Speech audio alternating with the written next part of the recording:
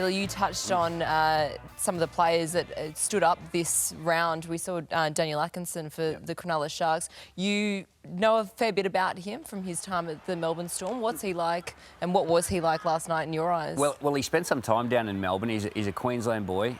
Spent some time down in Melbourne a couple of years ago, and then went back to the Sunshine Coast and was an apprentice as a builder. Got an opportunity to go down to Cronulla at the start of last year, I believe, and led his team to beat the Melbourne Storm, who haven't lost at Amy Park in the last 14 occasions. So he was super, kicked the winning field goal. They only played with one half. Brayley was at dummy half but defended at 3 in, so he was the main man without Nico there, and they come up trumps. It's a pretty big job to come in and do that when you've got, superstars out. But, Gal, you must have been so impressed with him. Very, very happy, very proud. It was a great game. That's a great club win for me. I look at clubs like Penrith. Penrith, whoever they've got out, they just have someone come in, and with the systems that the team and the club have in place, they just play their role. Look, you're never going to be able to replace Nathan Cleary. You're never going to be able to replace Nico Hines, but guys come in, they know the system, they know what role they've got to play, and they go out there and play it. And last night was a perfect example of that for me. When you lose Nico Hines, day before the game, at the captain's run down in Melbourne, Kade Dykes was supposed to be 90th man. I was in the gym with Kade Dykes on Saturday morning, so I'm not sure whether he was down there or not. But, they didn't worry about it.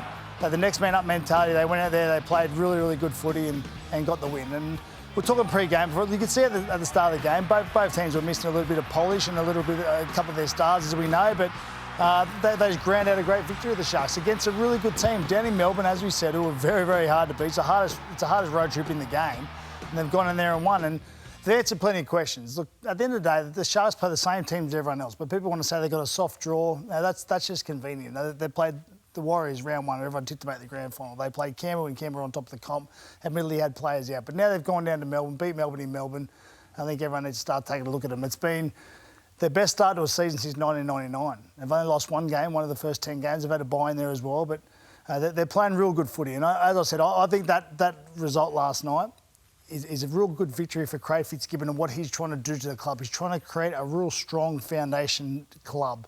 And that's what he's doing at the moment. Do you think the critics will drop off now that they've beaten Melbourne in Melbourne, or do you think they'll just hold on a little bit because of no Hughes, no Pappenhausen, no Xavier Coates?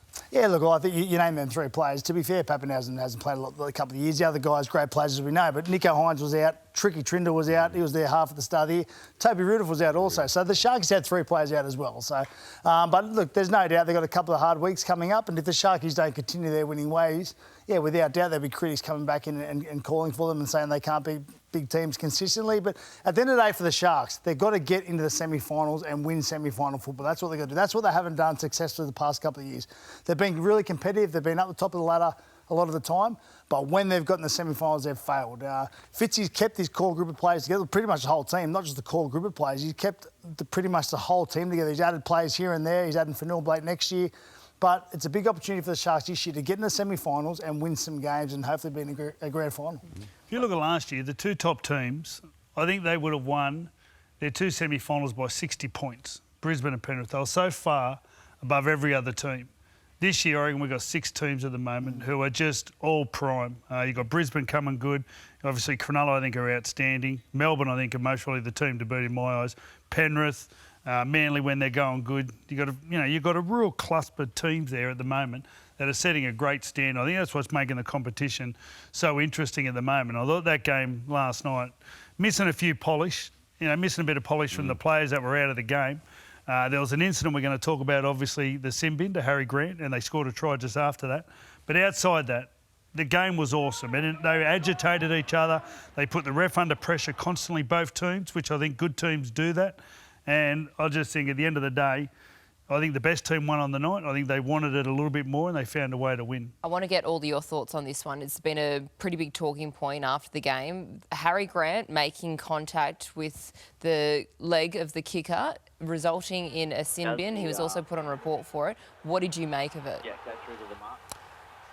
Well, it was minor contact. I think this has happened a few times this year. It hasn't resulted in a sin bin. It's been a penalty.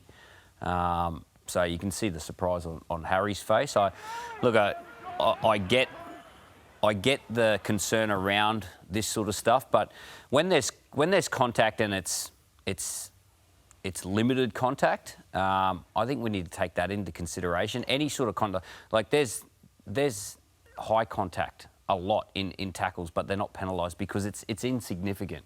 So I think there's significant contact, which we've seen a couple in the reserve grade where, some playmakers, some kickers have been really hurt pretty badly and have spent some time out of the game. Lachlan Ilias has broken his leg. So I understand the concern around protecting this part of the kicker. This was Brad Snyder on the weekend in reserve grade. He's out for a period of time. That's significant contact. That's careless. Nearly reckless. That's but reckless. Surely that needs to be taken into account. That's my big... But look, I think the one with Harry Grant last night was very, very harsh. The penalty's fine. Well, look, I'm a Shark, and I'm glad it was a penalty, and I'm glad he got sent to the sin bin. But look, even a penalty for me. Look, if they're going to make it black and white, mate, it's a penalty. Freddie, why can we not accept in this game? In this game we have where we've got big, strong men they're playing for keeps, they're playing for everything. His job is to pressure the kick. You can't just let these kickers get away with everything. Let them do what they want. I was in the bunker last night. I said, why hasn't the bloke charging down got the same, amount of whatever as the kicker? Like they're both in a competition at that moment. Yeah. And at the end of the day, the bloke who's kicking the ball is under the most pressure because he ends up with his foot out there like that. It's a real dangerous spot to be in. And you can see that we've had some really big injuries in that situation. So the game said, we're not going to cop you touching their leg. They've missed a few, which is a shame. But look at that one compared to the ones we're talking about. You look at the vision, and the game has created this for themselves because last year or the year before, Harry's going out there and making contact with the kicker, putting pressure on directly at the kicker. They were tackling them. So the fact that you can't touch the kicker has made Harry go in front of him now. You can't go behind him because he can just run and take off. So he's gone in front of him, which is why they're actually making contact with the leg now. Well, the best to do the it, rule really only changes kick have out. now resulted in... There's always a flow-on effect. If you change safer. something, it'll have a flow-on I effect. reckon it's safe for somewhere the else. kickers to do what Billy said. Well, they used to be able to tackle the kick as long as they tackled them. Mate, that was getting ridiculous. But as long Players as were they just tackled going them, up. Freddie. You'd kick the ball, the bloke would stand there, get him, roll him to ground, hold him on the ground for 3 seconds, take him out of the defensive line. Penalise that. Well, they just let that go because it become, I think what's happened is the game sort of found a need to explain everything. All they should be saying is if your intentions are bad, that's a penalty. But that's my point, Freddie. His intentions weren't bad. I'm with you on that. I think he's a bit smarter than he made. Like Harry's one of the smartest players, without a doubt. Now he's gone in there. I don't think he hasn't intended to hurt him. But he knows by looking away and running where he has it, he's actually going to hit him and put him under pressure. But the contact is almost insignificant. I totally agree. But you can't touch their foot. Okay. Well, if you can't touch his feet, I'll accept the penalty. But to get 10 minutes in the sin bin for it, way too harsh. Way too harsh. And shouldn't have happened. They were in front on the lead on the scoreboard when it happened, and then by the time he come back, they were behind. So it's a big part of the game. They scored a try right after it. Yeah. And to be fair, it was Melbourne's fault the try was scored. It wasn't like it was because of, I think, Harry. They ran through the middle, wasn't it? Yeah, but they got one less player on the field. I understand that, but it's a big more space. I feel like if you score one on the edge, I think that's like, I don't know, it feels like the bloke in the 13 on 12, Freddie. I'm just saying where the try scored is important to me. Yeah, I'm with you. You don't let teams go for your middle. I'm absolutely with you on that one, but they're still a player short. I think it was a huge call, big moment in the game. Very harsh, and I just don't understand why we can't accept... saying Melbourne's robbed. No, I'm not. I'm just saying I can't understand why in this game accidents going to happen. There's a big difference between that one there and the replays that we saw where blokes are attacking the leg. There's a big difference. You just watch Viliami kick out. He does it really well, and he gets charge downs. He gets results.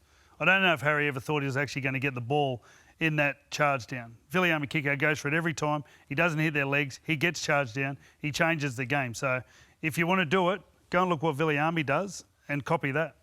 All right, a harsh one for the Melbourne Storm last night. Unfortunately, didn't get the win. Someone who did get the win, the Dragons. They match against the Rabbitohs at Cogra last night. 28-14, the final score for that one. Just more woes for the Bunnies. Gal, you were at this game.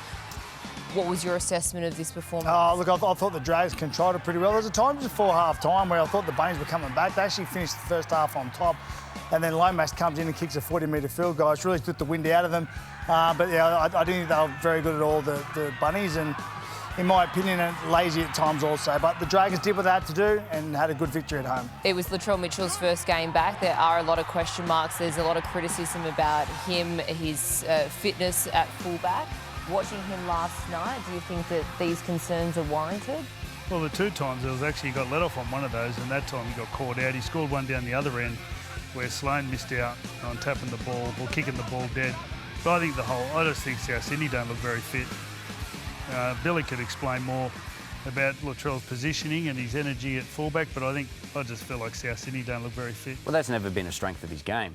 You know, it's never been the fullback that he is, even at his best. So, look, he's been out for a month. I thought he had a mixed bag. He had some really nice touches late on that try. You know, but then he had some moments like in the in-goal there as well. So, you know, he's going to be better for that run. I thought South Sydney tried pretty hard. The Dragons were really tough, although they played well. The question marks around him is the lack of urgency in a number of moments. Did you see that from him? Well, he's shown that throughout his whole career. But like when you put Latrell at fullback, there's a lot of work, a lot of ground to cover at fullback, and you know he's as big as some front rowers. So he's not that style of fullback. You don't have to play the game like everyone else does. There's different ways to play the game, and Latrell plays it his unique way. When he's at his best, he's brilliant. He's one of the best fullbacks in the game. So, you know, I look at it a little bit different. You know, you don't always have to do what the number 1 fullback is doing. You know, he's a unique player and he's got his own style. But they were a much better team with him in the footy team. So the more he plays, the better he's going to get. Have a look at our fullbacks on the weekend. Trey Fuller, Yeah. Failongo from Melbourne, and then you sort of got Latrell. Sloane, Turbo, Reece Walsh. Yeah, fullbacks Dylan are Edwards. so exciting and so different. All shapes and sizes. Yeah, they're very different, but they're We're making different, our don't game. worry about that. They're making our game, you know. Like they're the star. A lot of them, they're the stars. They're the ones that are bringing the people into the ground. Trey Fuller, he's been incredible. One little sniff of an opportunity, just hasn't put a foot wrong. Well, the Panthers, they got the win over the Bulldogs on Friday night, 16 points to 10, 2 tries each, but it was the Panthers who managed to hold on for the victory. But the big news to come out of this one, of course, Nathan Cleary's injury. So the question marks now for Penrith going forward is, firstly, how this impacts them as a club and their performances, and who comes in to replace Cleary, with Brad Schneider also injuring himself in New South Wales Cup. Well, Jack Cole, he was on the bench. He came on and filled in. Obviously, Jerome Luai will take a much bigger role in getting the team around. You know, you've got your hooker, Mitch Kenny, who's been there now for a couple of years and been in big games with his team, and then obviously the fullback. The fullback's played such a big role for this team. And the funny thing was, before the break, if you weren't there, we just spoke about fullbacks being such a big part of our game, and we never mentioned Dylan Edwards. Like, he's been pretty much the best fullback consistently for years now. He's just been incredible. So he'll just end up playing a bigger role somehow. I don't know. He'll just make a way to be more involved if he can. I spoke a moment ago about the Sharks, what Craig Fitzgibbon's trying to do and create a club. Well, Penrith have been doing that for years. As soon as anyone steps out of the Penrith team, they have someone to come in and replace them. They know the system back to front, and they'll be fine. Look, as I said, you can never replace Nathan Cleary and some of the individual brilliant things he can do. But as far as the team goes and as far as the system goes, they'll have someone to come in and take his spot. The one thing that the Panthers won't do is they won't panic. Yeah. Like, the players will be disappointed for Nathan, and they'll be disappointed not having him out there, but they won't be worried one bit. They'll know someone will come in and defend in his position. Someone will pick up the slack of the kicking. Isaiah Yeo ball plays anyway. So, like, they won't be concerned about their footy. They'll be more concerned about Nathan and his headspace and going through this again. But, yeah, I just think someone comes in and they still had to do this game for half of the game without Nathan, and they did a pretty good job. The Bulldogs are getting a lot right at the moment. They're playing some good footy, and they would be happy with their performance against the back-to-back-to-back premiers. But the Panthers, they're just such a good system. 8 weeks though, it is a lengthy time to be without your halfback and one of your start players in the team, Freddie. Yeah, well, also a couple of years ago, if you remember, he did his shoulder in start of Origin, had about 8 weeks out, come back and end up getting the Clive Churchill. So, you know, a rest at this time of the year isn't a bad thing. You've got Adam Reynolds, who's having a rest at the moment with the pec injury. Pec or bicep?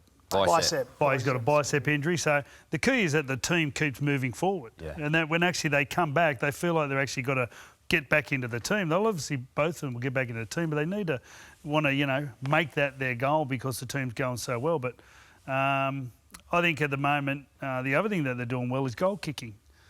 Dylan Edwards, he's barely missed a goal. When you lose your goal kicker, that can be a big problem sometimes, and he's kicked 4 from 4 on the weekend. And I was trying to look into his actually other record prior to this, but he doesn't miss many. So, well, Stephen Crichton was their goal kicker last year when Cleary was out, so he's gone as well. So he's third string. Because we have noticed that a number of times this year that a number of games it's come down to the goal kicking. It is so important. You think about it.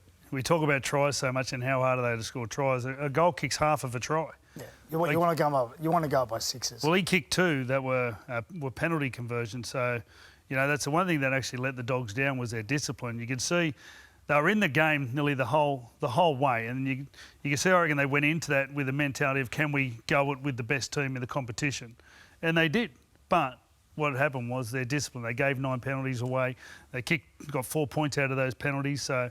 That's one part of their game they've got to look at is, while the game's under the pump and the pressure's on, you've got to keep your discipline, keep your composure. Yeah, all right. Missing some of their star players in Adam Reynolds out, but Brisbane, they were in good form. What did you make of their performance? I think everyone really took a little bit of the slack from Adam Reynolds being out.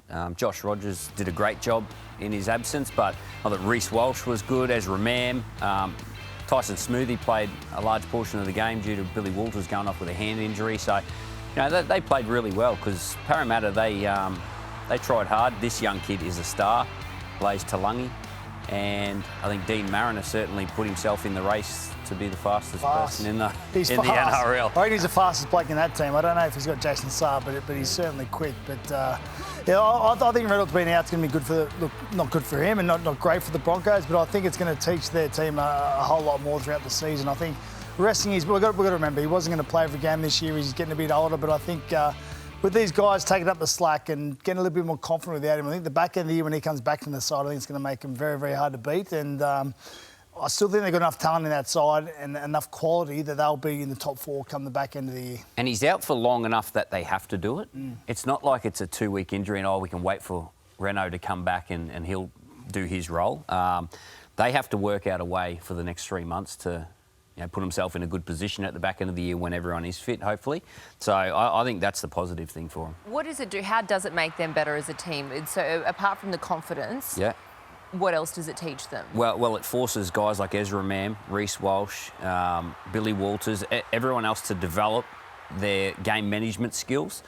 They're so reliant on Adam Reynolds, which he does most of it. He decides when to kick, when to pull the trigger, when to give it to their strike players. Now they have to decide when to do it for themselves. So it gives them responsibility. I think Adam Reynolds is so dominant, he controls the game so well that they don't really have to do it. Now he's not there, they've got to do it at training to start with, then they've got to go and do it in a game in a pressure environment. And if they can cope with that, they're going to be a whole lot better team. Ezra Mann, he's a star. He's such a good player. I heard Billy talk about him. If he was in Origin, it wouldn't surprise me. He's such a good player. And I think you teach them a little bit more responsibility, a little bit about game management also, along with Reece Walsh. I think they're going to be very, very hard to beat come the back end of the year. On Parramatta, look, I think Mitchell Moses, he's sorely missed for Parramatta, but I still think they're making way too many errors. A 63% completion rate on the weekend, 14 errors in the game. Look, they're not in a good place at the moment, Parramatta, and they desperately need Mitchell Moses back, which is apparently back next week, but I still think having him back in the side doesn't fix the basic fundamentals of their game that they're not getting right at the moment. I've got to say, their attitude towards their defence, they don't have to fix that up. My God, they were hitting hard. Yeah. I don't think I've sat on the sideline for a long time with as big a contact as that game on Friday. The conditions make it all a bit tighter, so you don't have to worry about people's footwork as much, but I've got to say they were very aggressive. The thing that was the difference was really the Broncos' defence. They come up with 2 tries with their defence, and they're very hard to break. No one gives them credit for their defence of Broncos, but because of their speed, it helps with their defence more than anything. They're very hard to break down. And in those conditions, it's nearly impossible to score a try against the Broncos. So they come up with 2 tries in their defence. Parramatta had all the ball down their end. Like the first half was nearly all down their end, and they just didn't let them in. So if you want to sort of work a way to win a game without your stars, As you've seen with Newcastle, without Kalen Ponga, you start with your defence and you don't let them score tries, and all of a sudden the game looks easier. And it wasn't just Mitchell Moses that the Parramatta Eels were missing. Obviously, Clint Gutherson, Yep. but you mentioned Talangi before. Is this someone that the Parramatta Eels need to look to lock him up in long term because of what you saw? He is a genuine star of the future. He's a star now. And I was really impressed with two of these stops on Selwyn Cobbo. There were two stops right close to the line where he put his body on the line. He's always shown the physical side of the game is not a worry for him, even in his debut game. It's his fourth position in 5 games. He's played 5 NRL games. It's his fourth position. So that just goes to show you how good this young man is. Still a teenager. He's put himself on the open market, hasn't he? Well, I think he's put himself on the open market. Yeah, he's definitely gone the open market. So, look, obviously they've got some players there, Parramatta, some good players in the halves. And does he want to be a half or a fullback? They've obviously got both. he's played centre too. I think he came through as a centre, but they've just centre. signed Zach Lomax as well. So, you know, does that make his decision when to you've got elsewhere? Moses, Brown, Gutho as your Will 6-7-1, Will Penasini the centres, just signed Lomax as a centre. You know, he's probably thinking to himself, well, where am I going to fit into the side? But I'm with you, he's a star. He's the type of guy you've got to keep at your club. And whether Parramatta can fit him in now, they've gone and signed Lomax and they've got these other guys on contract. He's put himself on the open market. It's going to be interesting one to see what Parramatta do, because I think he's the type of player they need. What do you think his best position is? Because, as you mentioned, he made his debut at centre. He's played in the halves, and then we saw on Friday night. Well, we haven't seen enough of him to determine that. And he's only 18, 19? 18 years old. Like pick your position. Yeah. Pick your position. Like, he's played good in all of those 4 positions. So the game's up to him where he wants to take his game now, because he's got everything else. Yes, Thursday night, all the action between the Dolphins and the Seagulls. The Dolphins, they just managed to do this week in and week out, 30-24. Were you surprised to see another Dolphins win, or is this what we're expecting? They're a tough footy team. Mm-hmm. They're a tough footy team. Still without a couple of their stars. They just find a way, don't they? They just compete, and that's what the coach loves in his players that compete on every single play, and it's what they do. I'm surprised they won, and look, for me, I feel like Manly have sort of fallen off a cliff a bit. They were leading 20-0 against Canberra at home last week and got run down, and obviously lost this one. And I think they're going into Brisbane and Melbourne come up in the next couple of weeks. So they're probably the last couple of weeks of games they probably would have penciled in. They thought they would have won, but they've let themselves down there. But the Dolphins, as I said, just compete on everything.